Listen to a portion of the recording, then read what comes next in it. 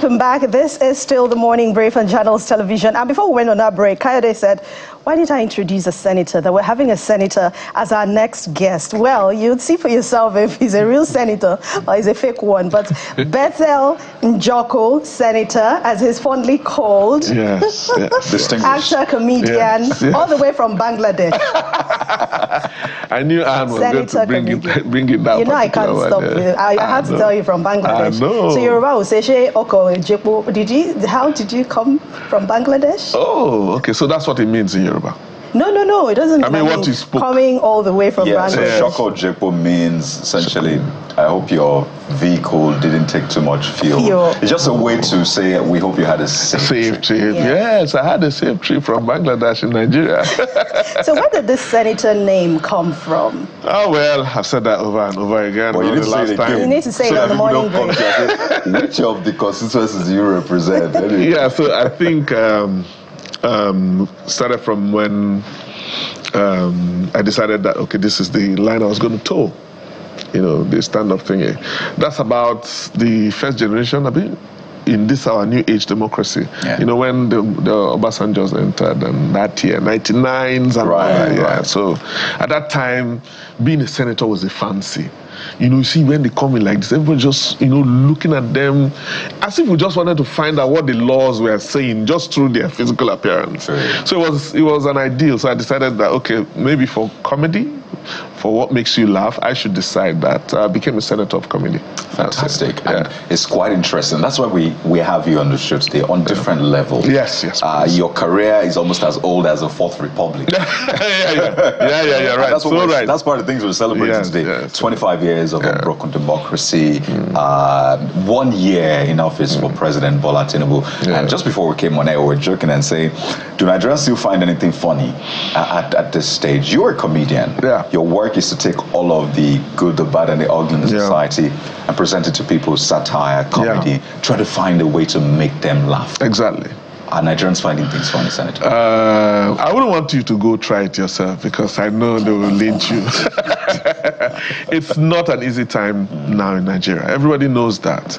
Everybody knows that. I think even the president understands that, which is the reason why when his supporters were shouting, on your mandate, we shall stand, he said, keep quiet. This mandate, myself don't really understand, man. Calm down first. Let's know where we're standing. So it's not an easy time. The streets are not finding it funny. People are not, really, people are getting so agitated over nothing. I mean, I'm not saying over nothing, but I mean at the slightest provocation. Provocation. Somebody flares up. You see people walking on the street and they are talking to themselves.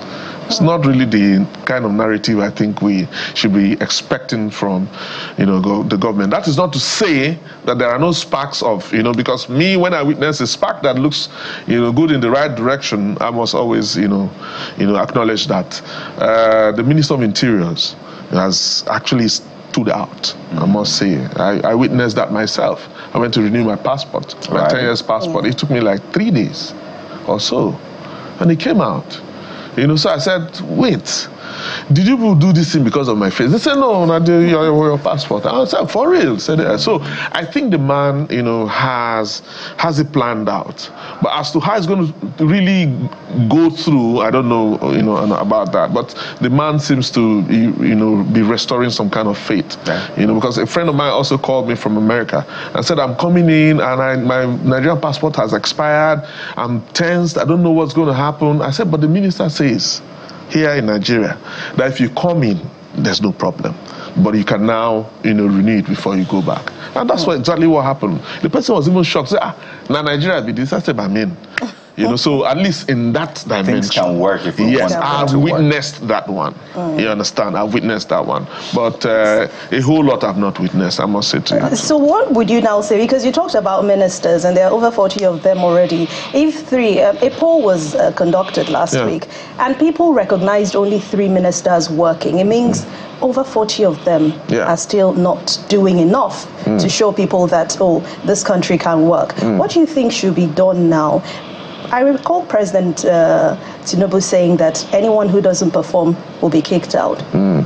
should that be a drastic measure at this point that we are now? Yeah, I think it should be a drastic measure.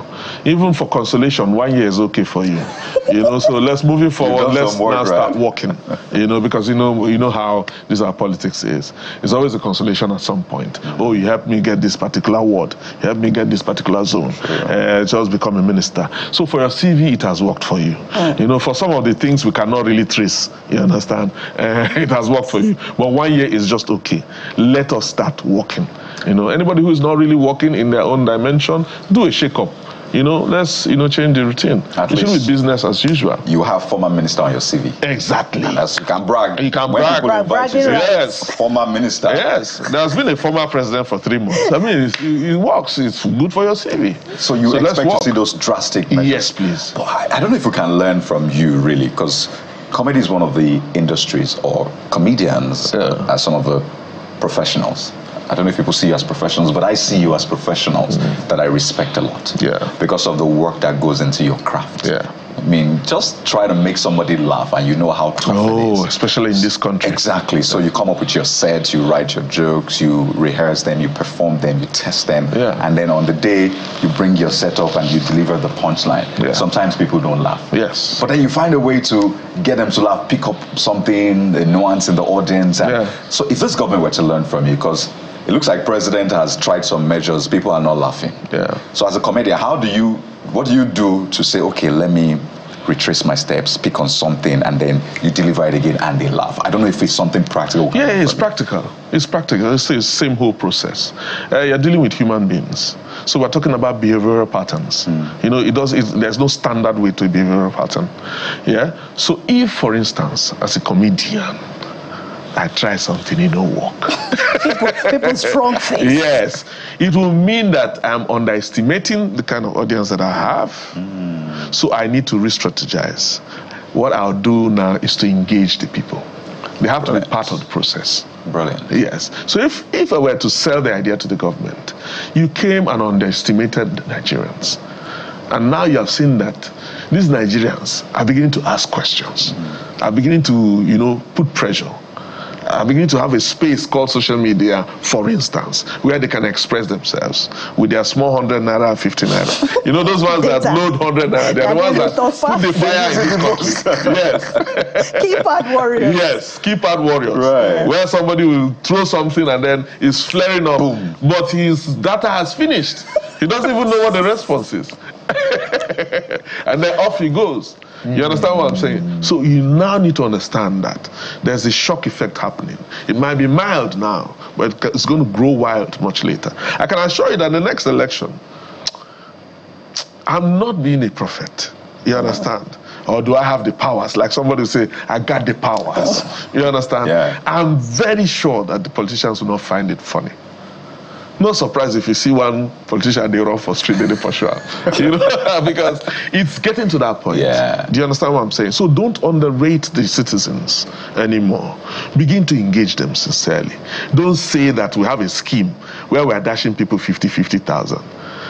Where scammers are beginning to now send text message. The APC is happy for you're supporting that. Send your account number, I want to credit you. All those things, those are the things that give room for that. You don't need to give people money. Shock it into the system. We'll go feel it.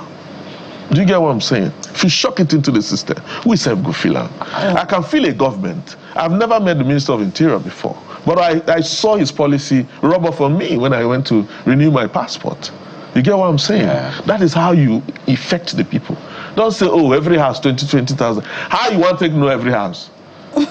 Some houses there on that bridge. Did you know? No, they just discovered them. So you shock it into the system. Put it in the policy where people can feel it.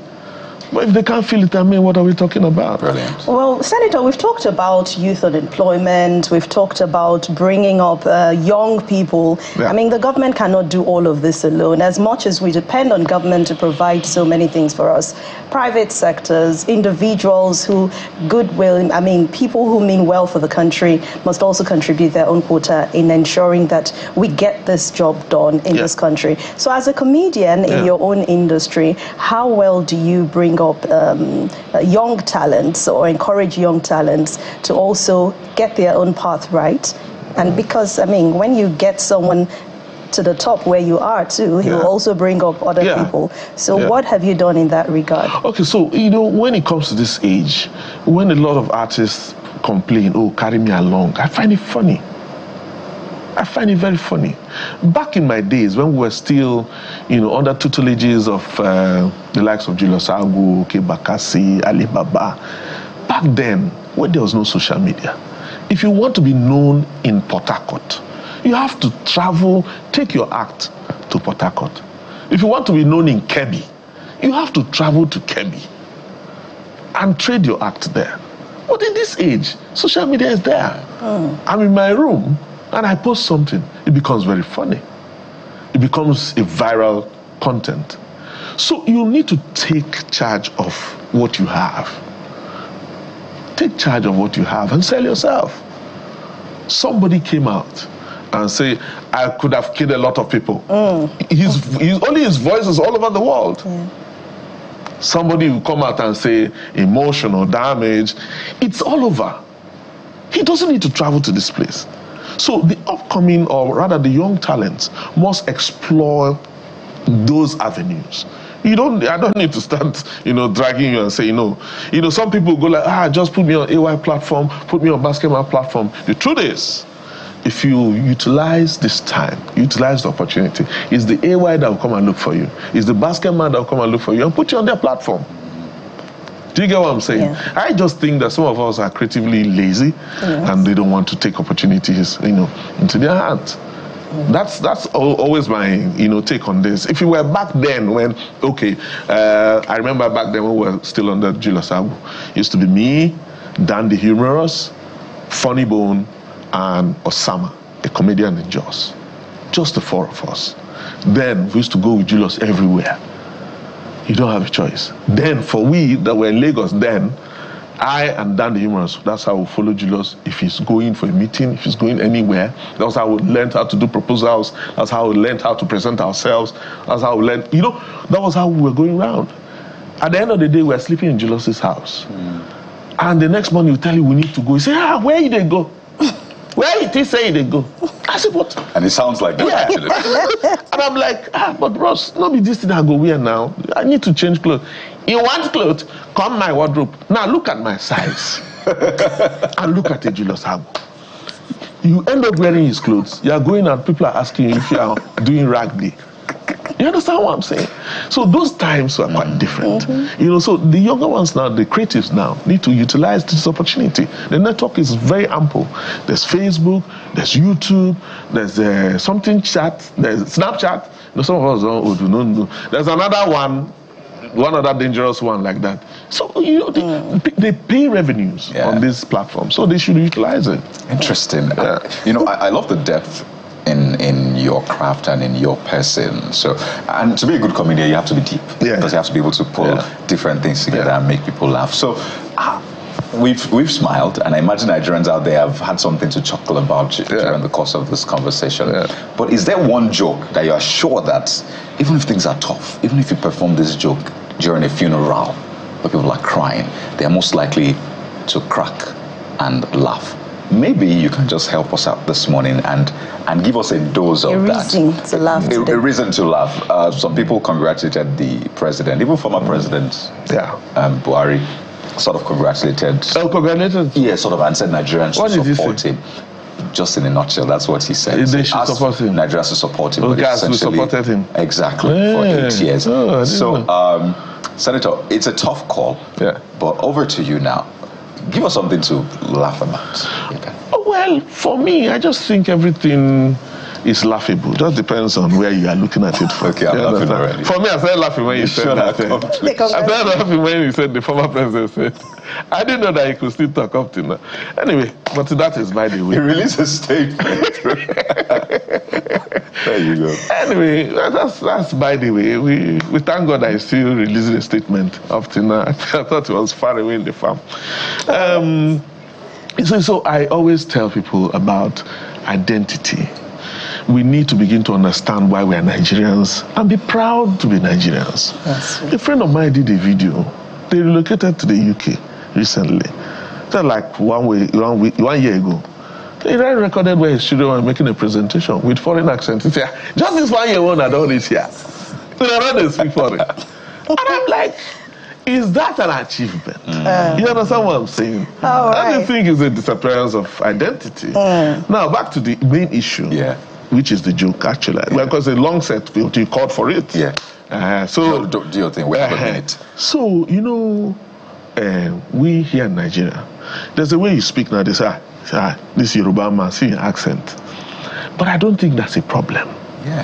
You know, an Indian man will go away for 30 years, the same way he speaks. But here in Nigeria, somebody travels for 1 week. A friend of ours, Obi, went to China, came back after 1 week with American accent. So we're asking, what happened? What do they speak there? So we say, Obi, how was your trip? He said, damn, man, you don't say that. That's Mandarin and American accent. I said, what did they happen? So we left him 2 weeks after. We saw him. Obi, Alpha, by now it's supposed to balance. He said, damn, man, you don't say that? Yeah. I said, now, wow. So one day he called me and said, Senator, man. I said, yeah, Obi, what's up? He said, I want to buy some shirts.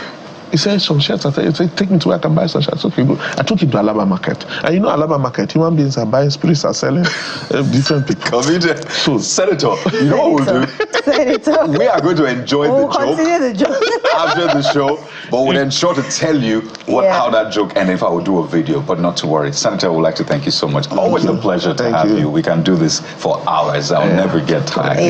Beto Njoku, Senator, comedian, thank you very much for coming on the show. And congratulations for that UK tour. UK tour is coming up. Well done. October. Look forward to that. All right, and this is where we come to the end of the program. Thank you so much for watching. I'm Anne Nwawadu. And I'm Kayode Kikiolu. Sunrise Daily is next, and we'll have a big package for you today, being May the 29th. Stay with us. God bless Nigeria. Amen.